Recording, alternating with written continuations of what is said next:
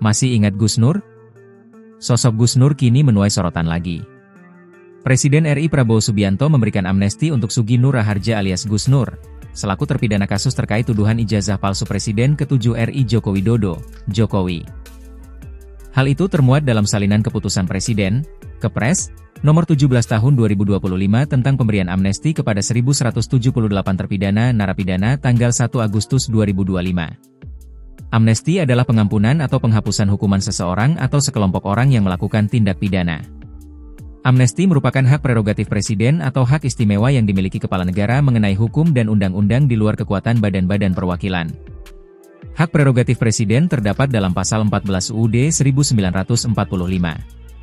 Gus Nur bersama Bambang Trimulyono kena kasus setelah membuat podcast yang mempertanyakan keaslian ijazah Jokowi di kanal YouTube. Podcast itu berjudul, Gus Nur, Mubahalah Bambang Tri di Bawah Al-Quran, diunggah di kanal YouTube Gus Nur 13 Official pada 26 September 2022 dan 27 September 2022. Sebagaimana playdaynya, Gus Nur menyatakan dirinya tidak bersalah karena dalam podcast tersebut Gus Nur bertindak sebagai tuan rumah sedangkan Bambang Tri adalah narasumber podcast. Pada 18 April 2023, Gus Nur atau Sugi Nur Raharja divonis Hakim Pengadilan Negeri Kota Surakarta dengan hukuman 6 tahun penjara. Pasal yang dikenakan adalah Pasal 14 Ayat 1 UU RI Nomor 1 Tahun 1946 berisi berita bohong yang membuat keonaran, Jo Pasal 55 Ayat 1 Pertama KUHP terkait penyertaan dalam tindak pidana. 5 Mei 2023 lalu, Gus Nur yang kena kasus ujaran kebencian, penistaan agama, dan UU ITE ini mengajukan memori banding atas vonisnya. Pihak Gus Nur menolak vonis hakim yakni 6 tahun penjara yang disamakan dengan terdakwa lainnya, yakni Bambang Tri.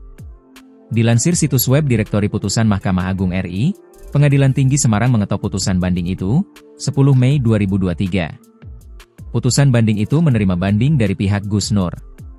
Putusan banding menyatakan bahwa Gus Nur menyebarkan informasi yang menimbulkan kebencian atau permusuhan, dengan memperhatikan Pasal 45 Ayat 2, Jo Pasal 28 Ayat 2, UU ITE.